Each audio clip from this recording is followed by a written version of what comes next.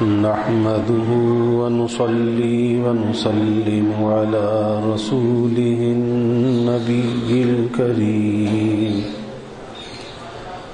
وعلى آله وأصحابه أجمعين.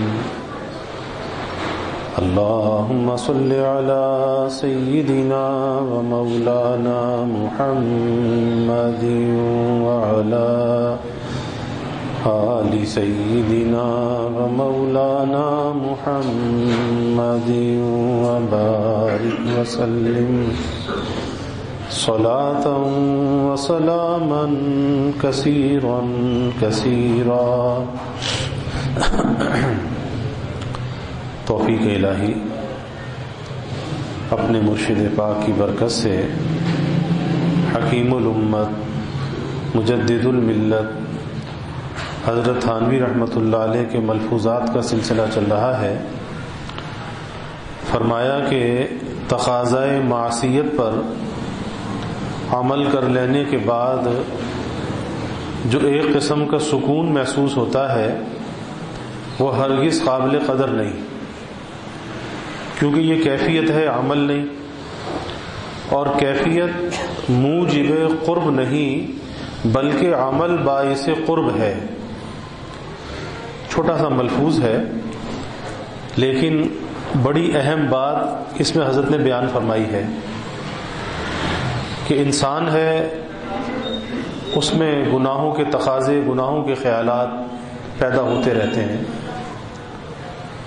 کبھی کسی گناہ کا تقاضا ہے، کبھی کسی گناہ کا تقاضا ہے.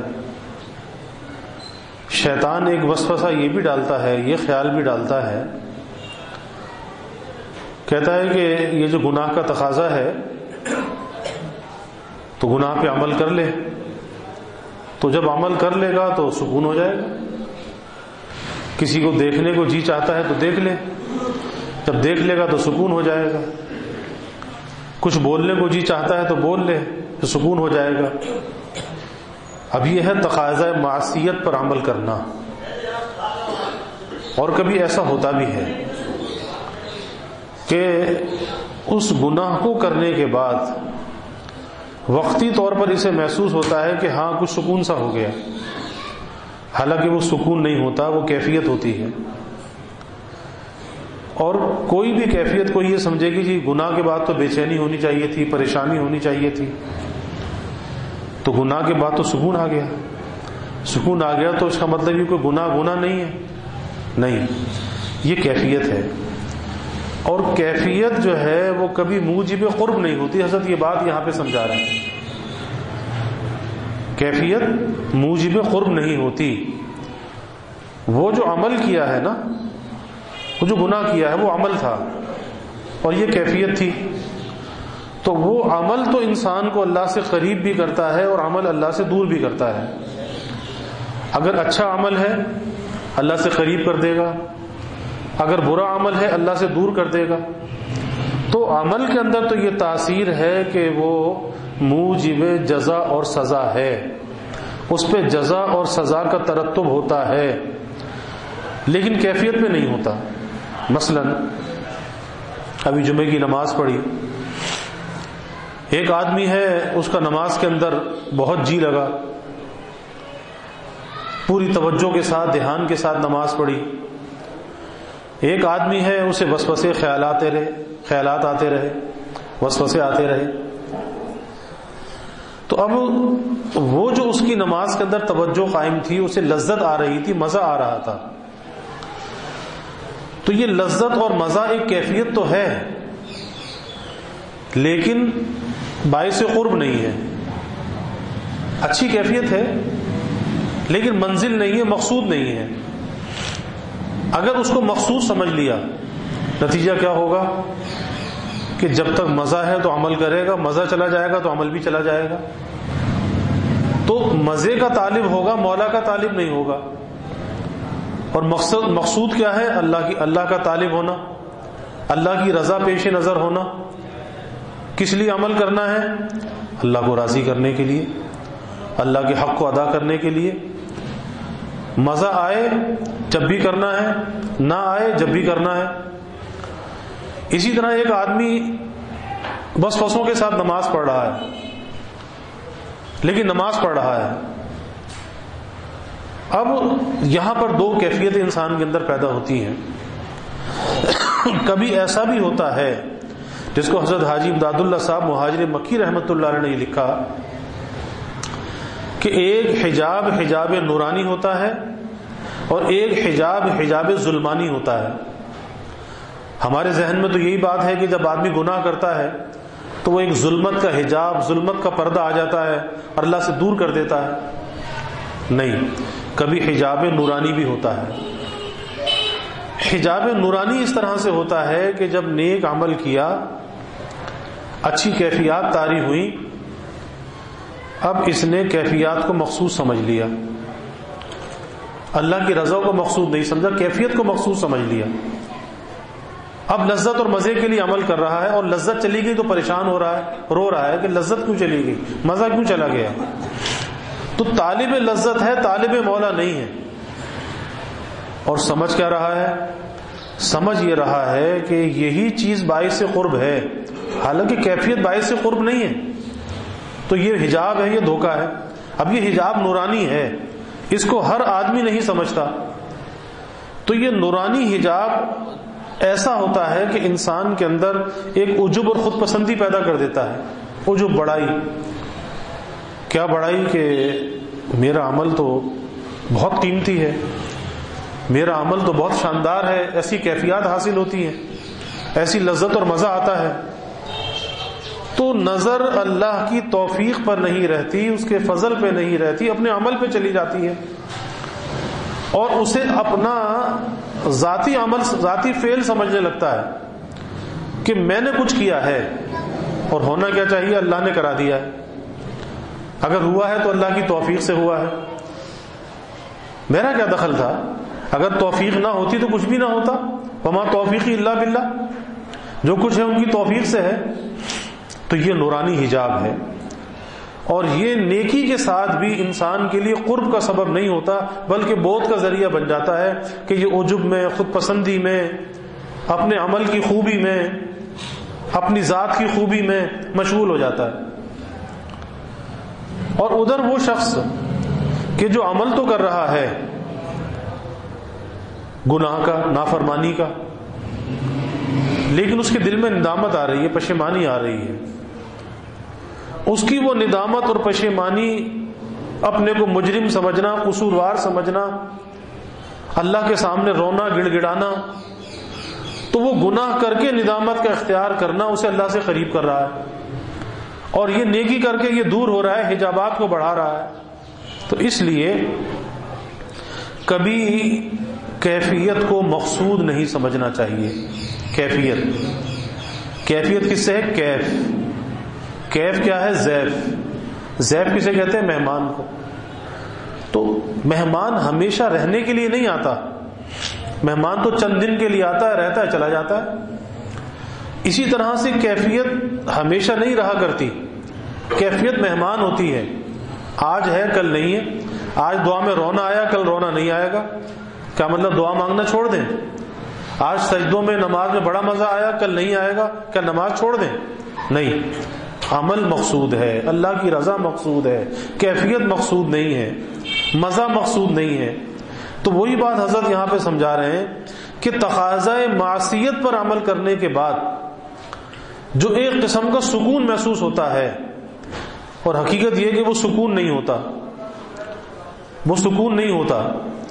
ایک اس وقتی اس لذت کا جو گناہ سے پوری ہوئی ہے، اس کا ایک اثر ہوتا ہے جس کو یہ سمجھتا ہے کہ سکون آ گیا. طبیعت میں گناہ کر کے کسی کو گھور کر، کسی کو تک کر قرار آ گیا، وہ قرار نہیں ہوتا. اس کے بعد جو بے چینی بڑھتی ہے وہ پہلے سے زیادہ شدت کے ساتھ ہوتی ہے. جب پتہ چلتا ہے کہ میں تو سمجھ رہا تھا کہ گناہ کر کے سکون مل جائے گا. شیطان بھی کہتا ہے نا، بس ایک دفعہ دیکھ لے پھر نہ دیکھ.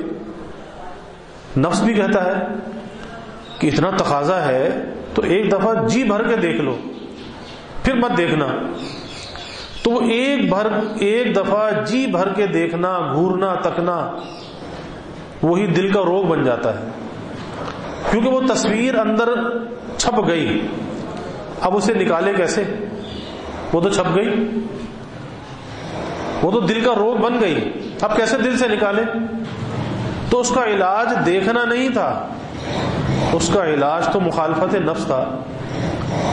نفس تو کہہ رہا تھا جی بھر کے دیکھ لے، طبیعت میں تسلی آ جائے گی، قرار آ جائے گا، جی بھر کے کسی سے باتیں کر لے پھر نہ کرنا، نہیں، اس کا علاج مخالفت نفس ہے۔ اب مخالفت نفس میں تکلیف تو ہے، مجاہدہ تو ہے، کیوں کہ جی تو چاہ رہا تھا کر لے یہ کام، اس نے کر دی مخالفت، رکاوٹ ڈال دی بیچ میں۔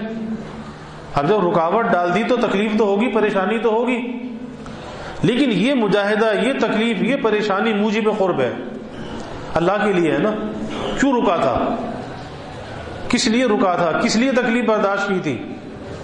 اللہ کو راضی کرنے کے لیے، اللہ کی ناراضگی سے بچنے کے لیے۔ تو یہ تکلیف برداشت کرنا، یہ مجاہدہ کرنا، یہ موجب قرب ہے، یہ اللہ سے نزدیک کرنے والا ہے۔ تو اس لیے کیفیات کو کبھی مقصود نہیں سمجھنا چاہیے، وقتی ہوتی ہے، آتی ہے، چلی جاتی ہے، لیکن اور کبھی اللہ تعالیٰ بندے کو آزماتے بھی ہیں، کیفیت دے کر بھی آزماتے ہیں، کیفیت لے کر بھی آزماتے ہیں۔ جیسے دنیا میں اللہ مال دے کر بھی آزماتا ہے، مال لے کر بھی آزماتا ہے، اولاد دے کر بھی آزماتا ہے، اولاد لے کر بھی آزماتا ہے۔ اللہ کی آزمائش ہے، پناہ مانگنی چاہیے ہر امتحان سے، آزمائش سے۔ ہم کمزور ہیں، ضعیف ہیں، کسی امتحان اور آزمائش کے قابل نہیں ہے، اللہ سے ڈرنا چاہیے، پناہ مانگنی چاہیے۔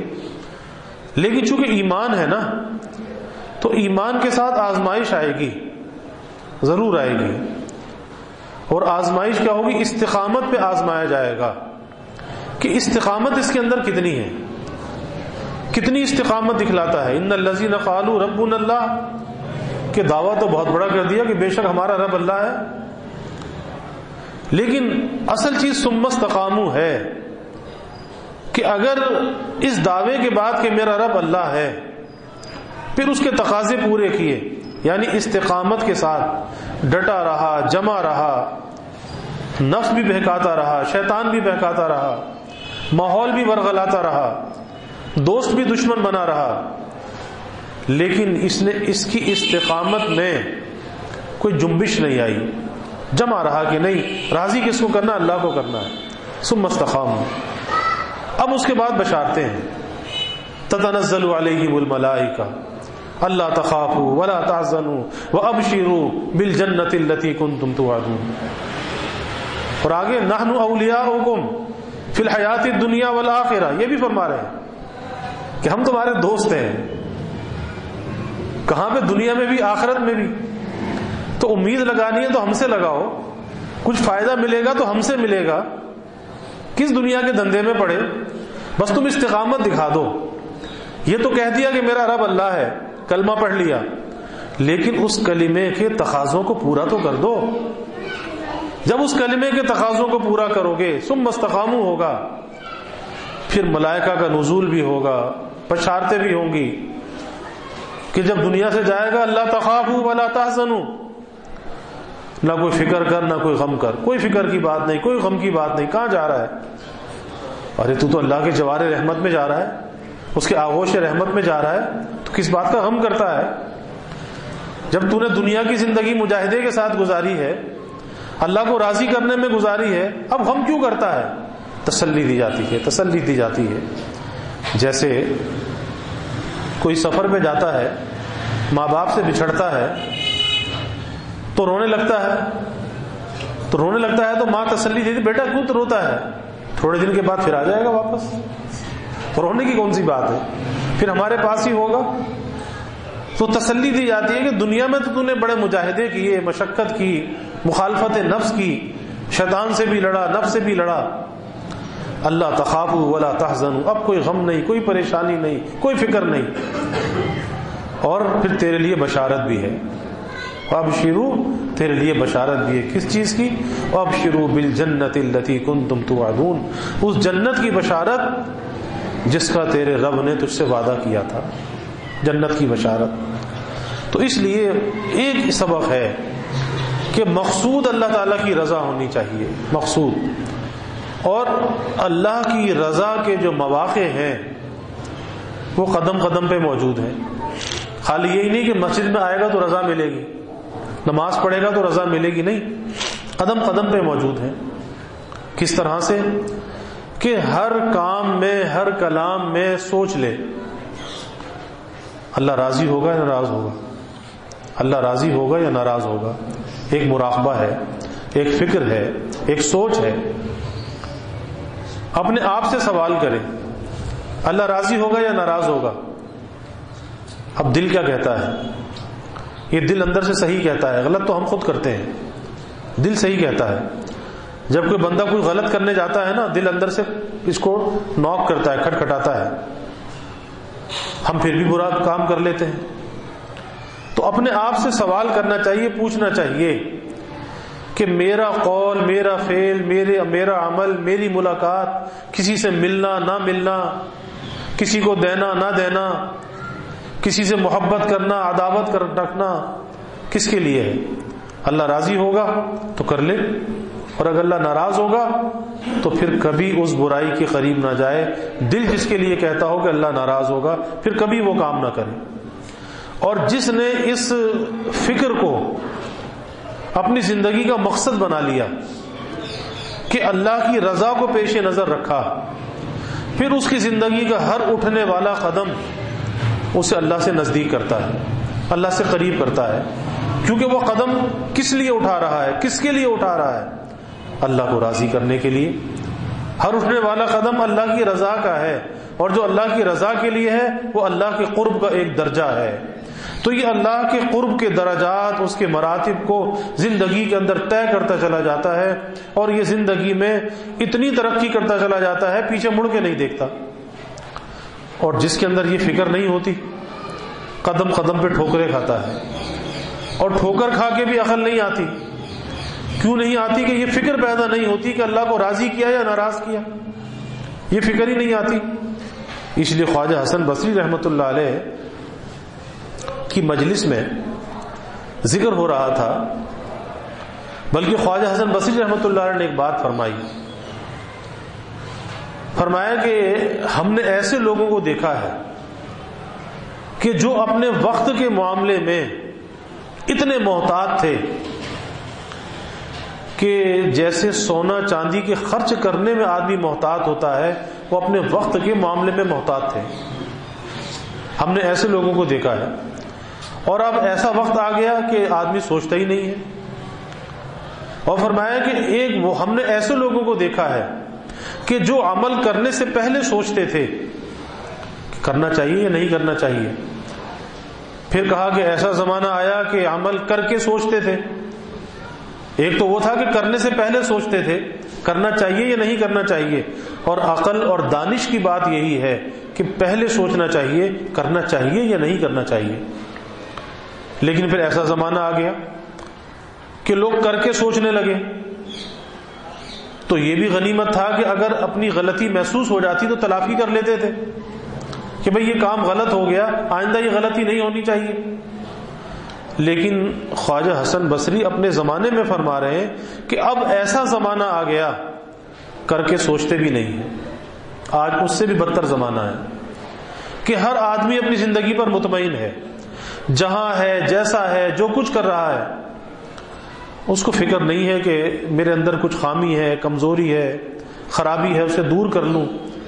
اخلاقی اعتبار سے، معاشرتی اعتبار سے، کردار اور گفتار کے اعتبار سے، معاملات اور معاشرت کے اعتبار سے نہیں، فکر نہیں ہے، جو جہاں ہے جیسا ہے مطمئن ہے۔ یہی وجہ ہے کہ دین سے دوری، اللہ والوں سے دوری، علماء سے دوری۔ اگر دین سے نزدیک ہوتے، علماء سے نزدیک ہوتے، اللہ والوں سے نزدیک ہوتے، یہ فکر ان کے اندر بیدار ہوتی۔ جب دین کے حلقوں سے دور ہو گئے تو یہ فکر اندر سے مردہ ہو گئی۔ اب پتہ ہی نہیں چلتا کیا کیا کیا نہیں کیا، جیسے فالج والا کتنی سوئیاں چبھوئے جاؤ اسے احساس ہی نہیں ہوتا، کیونکہ مفلوج ہے نا۔ اس طرح سے اپنی روح کو مفلوج کر رکھا ہے کہ گناہ کر کے، برائی کر کے بھی انسان بیدار نہ ہو، ڈر پیدا نہ ہو، خوف پیدا نہ ہو۔ کل حساب بھی تو دینا ہے نا، اللہ کے سامنے کھڑا ہونا ہے۔ یہ فکر آخر کیوں نہیں ہے؟ اور یہی ایک فکر ہے، آدمی اگر اس کو سوچ لے کل اللہ کو کیا جواب دوں گا، زندگی سے غلطیاں ختم ہونا شروع ہو جاتی ہیں، نکلنا شروع ہو جاتی ہیں. کیوں؟ ایمان ہے اس بات پر اللہ کو جواب دہ ہونا ہے. تو آج کا سبق کیا ہے کہ کیفیات مقصود نہیں ہے اور کیفیات موجب قرب نہیں ہے. اس لیے کیفیت ہو یا نہ ہو عمل کو مخصوص سمجھنا چاہیے. اور عمل کس لیے کرنا چاہیے؟ مزے کے لیے نہیں، لذت کے لیے نہیں، کیفیت کے لیے نہیں، اللہ کو راضی کرنے کے لیے، اللہ کا حکم سمجھ کر. بس آسان سی بات ہے. بھئی نماز کیوں پڑھتے ہو؟ اللہ کے حکم کے لیے، اللہ کے حکم کو پورا کرنے کے لیے، اللہ کو راضی کرنے کے لیے. تو مزہ آئے گا پڑھو گے یا مزہ جائے گا جب بھی پڑھو گے؟ آئے یا نہ آئے نماز تو پڑھنی ہے. دعا میں مزہ آئے یا نہ آئے دعا تو مانگنی ہے. ذکر میں، تلاوت میں مزہ آئے یا نہ آئے تلاوت و ذکر تو کرنا ہے. یہ کیفیت ہے، یہ ہے استقامت کہ کوئی حال، کوئی کیفیت کیسی بھی ہو لیکن عمل کو نہیں چھوڑنا چاہیے، کیونکہ عمل پر اللہ کا فضل ہوگا، کیفیت پر اللہ کا فضل نہیں ہوگا. عمل کے بارے میں تو سوال ہوگا، کیفیت کے بارے میں سوال نہیں ہوگا کہ نماز پڑھی تھی اچھی کیفیت آئی تھی یا نہیں آئی تھی، نہیں، سوال نہیں ہوگا. تو جس چیز کے بارے میں سوال نہ ہو، پوچھا نہ جائے، پھر اس کا طالب نہیں بننا چاہیے اور اس کے نہ ہونے سے پریشان نہیں ہونا چاہیے. اللہ ہمیں صحیح عمل کی توفیق عطا فرمائے. وآخر دعوانا الحمدللہ رب العالمین. الحمدللہ رب العالمین والعاقبۃ للمتقین والصلاة والسلام علی اشرف الانبیاء والمرسلین. اللہم صل علی سیدنا و مولانا محمد وعلی آل سیدنا و مولانا محمد وبارک وسلم. ربنا آتنا فی الدنیا حسنہ وفی الآخرۃ حسنہ وقنا عذاب النار.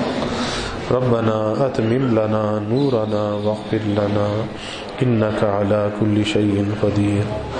اللہم اعنا علی ذکرک و شکرک و حسن عبادتک. اللہم وفقنا لما تحب و ترضى من القول والعمل والفعل والنیت والہدى انک علی کل شیء قدیر. اللہم انا نسألک الہدى والتقى والعفاف والغنى.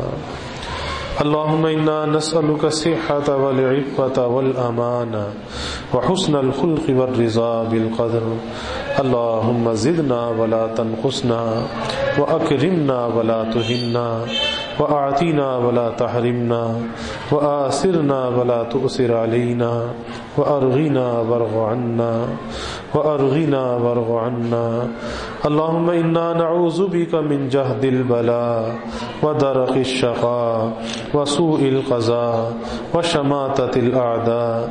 اللهم إنا نعوذ بك من زوال نعمتك وتحول عافيتك وفجاءة نقمتك وجميع سخطك.